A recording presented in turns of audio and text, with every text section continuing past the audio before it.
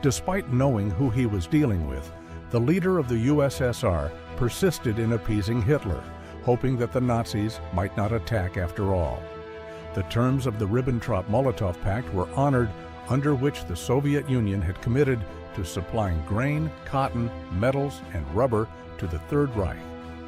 In 2 years, the Soviets provided Germany with 26,000 tons of chromium, 140,000 tons of manganese, and over 2 million tons of oil. By June 20th, Uncle Joe had received over 100 warnings about the impending invasion. Richard Sorge even specified the exact day the Germans would attack, but Stalin called all the informants provocateurs. Right before the attack, the German ambassador in Moscow, Count Friedrich von der Schulenburg, an opponent of Nazism, warned the Soviets, "It is only a matter of days before Hitler attacks." On the evening of June 21st, the situation in the Kremlin was increasingly tense. The deputy chief of the NKVD reported that 40 German Luftwaffe planes had violated Soviet airspace in the previous few days. When Stalin heard about a German deserter who crossed the line to warn the Russians about the attack, he ordered him to be shot for spreading disinformation. At 3:15 German time, heavy artillery bombardment began, while strong formations of the German Air Force targeted airfields, naval bases, railway junctions, and cities in the Baltic republics. The Soviet Air Force was caught on the ground. Planes were lined up and made easy targets for Luftwaffe attacks on 66 airfields.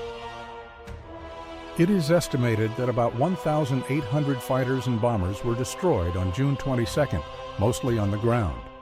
The Germans lost only 35 planes, and the Wehrmacht infantry easily broke through the border defensive lines.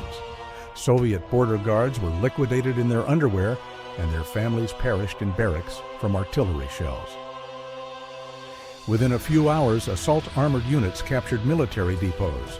Zhukov phoned the Dacha at 4:45, and Stalin was informed of the attack. When the German ambassador informed Molotov that the two countries were at war, the leader of the USSR turned pale. The Wehrmacht advanced at an unprecedented speed. The blitzkrieg tactic proved fantastic.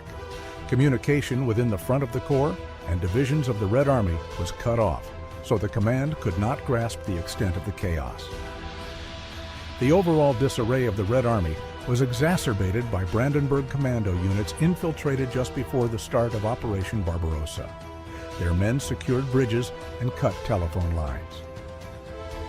Soon, large parts of the Baltic republics joined the Nazis. Latvians seized 3 cities from the Soviets before the Wehrmacht arrived, and Estonian partisans claimed to have captured 26,000 Red Army soldiers by the end of the year. Similar sentiments were in Ukraine, where they had not forgotten the Great Famine of 1933, known as the Holodomor, which claimed the lives of over 2 million people.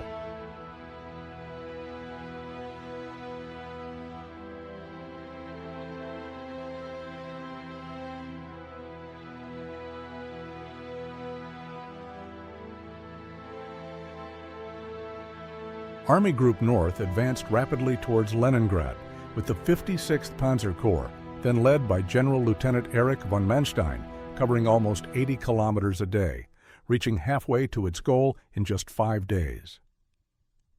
North of the Pripyat marshes, Army Group Center was forcefully advancing into Belarus and soon engaged in a large encirclement battle with the panzer groups of General Lieutenant Heinz Guderian and General Colonel Hermann Hoth. Only the massive fortress of Brest-Litovsk on the border put up strong resistance. NKVD border units fought desperately if they were not caught off guard. However, Red Army officers frequently abandoned their men and fled in panic. Division and Corps commanders were inexperienced, and fear of denunciation and arrest by Beria's men stifled any initiative. Army Group South advanced into Ukraine, soon joined by 2 Romanian armies under Marshal Ion Antonescu. Stalin wrote a speech about the invasion and ordered Molotov to read it over the radio. After his address, long lines of volunteers immediately formed in front of recruitment centers. The Supreme Command headquarters, Stavka, was established. After the fall of Minsk, the USSR leader yelled at Timoshenko and Zhukov, "Lenin left us a state, and we have destroyed it." After the fall of Lviv, the Southwestern Front units retreated to new defensive lines. Attacking units poured through villages and towns, which their artillery or retreating Soviet units turned into flaming ruins.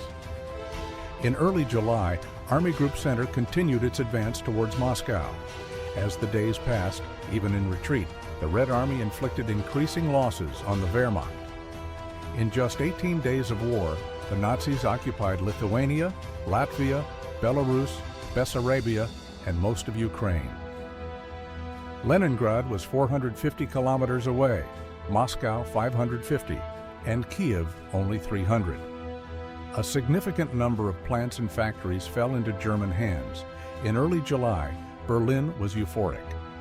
General Halder, chief of the General Staff of the Army, declared, "I think I won't exaggerate if I say that the war is won in 2 weeks." Hitler was speaking of holding a victory parade in Moscow by the end of August.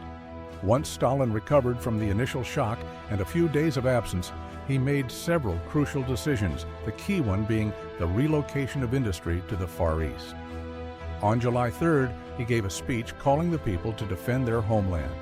He informed the population about the extent of the Nazi advance, encouraged them to fight, and introduced the scorched earth strategy.